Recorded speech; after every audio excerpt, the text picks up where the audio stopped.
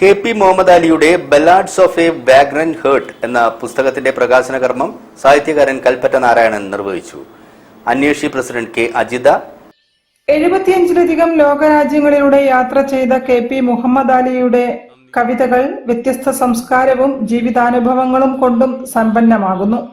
മരുഭൂമിയിലെ ജീവിതം, മഞ്ഞുമൂടിയ പർവ്വതങ്ങൾ, അവിടെ പതഞ്ഞുയരുന്ന സ്നേഹവും കാമവും തണുത്തുറയുന്ന ജീവിതവും എല്ലാം മുഹമ്മദ് അലി തന്റെ യാത്രാനുഭവം പകുത്തുവെച്ച പുസ്തകത്തിലൂടെ വെളിവാക്കുന്നു.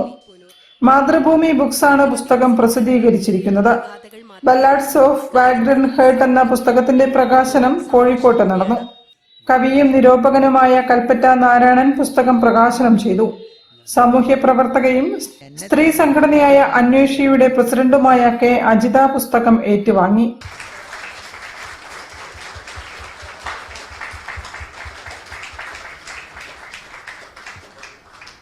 Thank you sir.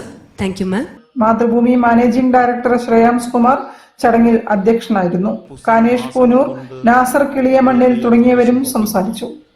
News bureau, Kozhikode.